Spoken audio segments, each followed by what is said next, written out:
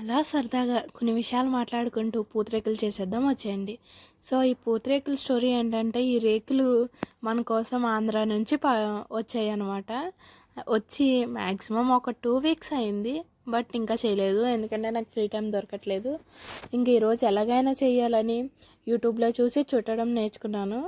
So, ఇంకా try చేసేద్దాం వచ్చేయండి మీరు కూడా. ఇంకా ఫస్ట్ చేసింది ఓకే కింద వచ్చింది.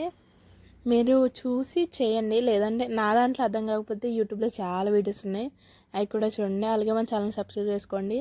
ఇన్ని రోజులు బట్టి వీడియోలు పెట్టలేదంటే కొంచెం బిజీగా ఉండి మ్యాక్సిమం కొన్ని రోజులు ఆ బిజీనెస్ ఉంటుంది. బట్ నేను ట్రై చేస్తాను.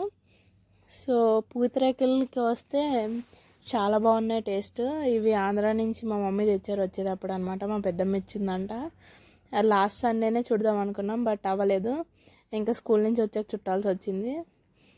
ఫస్ట్ది ఓకే అలాగే వచ్చింది, కానీ ఇంకా వీడియోస్ తీయలేదు నేను. బాగా వచ్చింది, టేస్ట్ కూడా బాగుంది. బయట కొనుక్కున్నట్టే. డ్రై ఫ్రూట్స్ కట్ట లేవన్నమాట.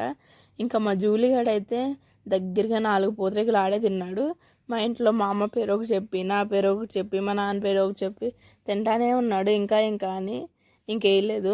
4 తినలేదులే, కానీ ఒక 2 అయినా తిని ఉంటాడు వాడైతే.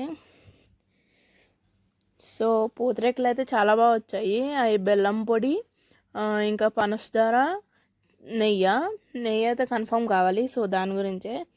ఇంకా ఉత్తి బెల్లంతో చేసినా టేస్ట్ బాగోదు, ఉత్తి పంచదారతో చేసినా బాగోదు అనమాట. 2 మిక్స్ చేసి చేస్తే బాగుంటుంది. సో మీరు కూడా చేసుకుని ఎలా వచ్చిందో కామెంట్ చేయండి.